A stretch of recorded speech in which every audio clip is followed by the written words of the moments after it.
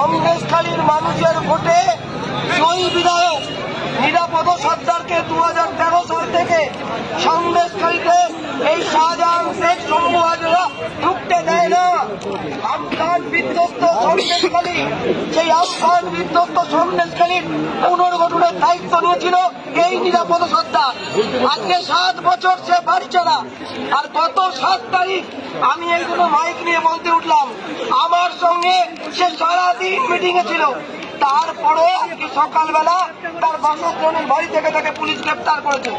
আর শম্ভু হাজরা, উত্তম সর্দার আর শাহজাহান 2023 সালের পঞ্চায়েত নির্বাচনে জেলা পরিষদের ক্যান্ডিডেট ছিল নিরাপদ সর্দার।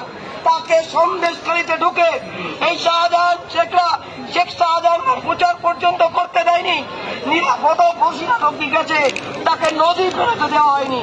আর আজকে যখন সন্দেশখালীর মা বোনেরা 10 বছর ধরে শাহজাহানের যে মহিলাকে পছন্দ, শাহজাহান সেই মহিলাকে বাড়িতে রেখে নিত।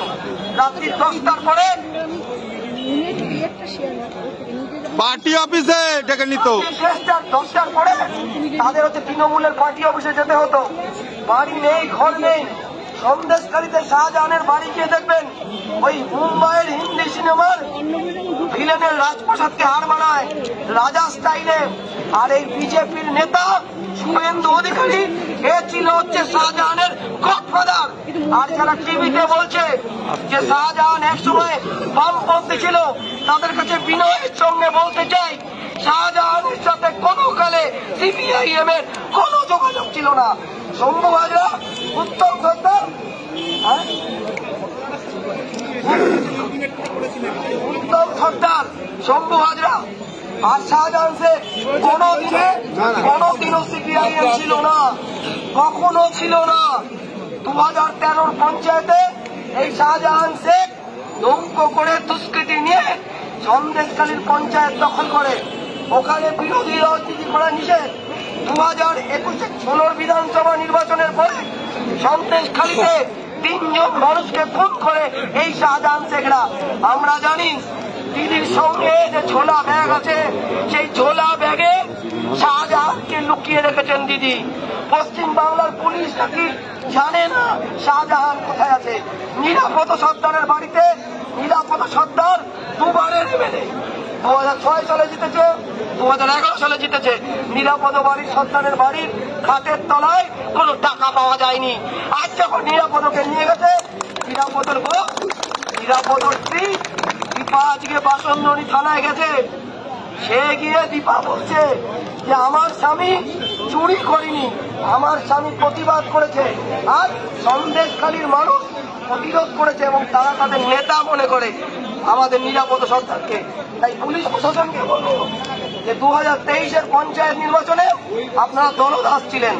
2022 পৌরসভা নির্বাচনে পুলিশের নেতৃত্বে ভোট লুট হয়েছে, আপনাদের নেতৃত্বে ভোট লুট হয়েছে।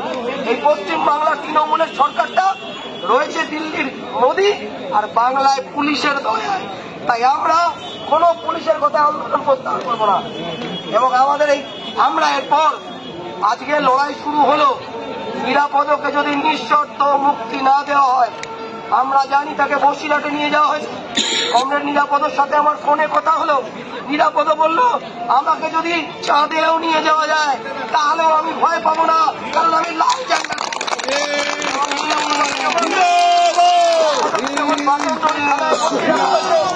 নিরাপদ হাসছে আর হেসে বলছে এই বাসন্তীতে কয়েক মাস আগে পার্থ চট্টোপাধ্যায়ের ফ্ল্যাট থেকে কোটি টাকা পাওয়া গেছে, আর আমি নিরাপদ সর্দার আমার বাড়ি থেকে লাল ঝান্ডা পাওয়া গেছে। তাই কমরেড, আমাদের লড়াই চলবে। এরপরে থানা অবরোধ হবে, থানা ঘেরাও হবে।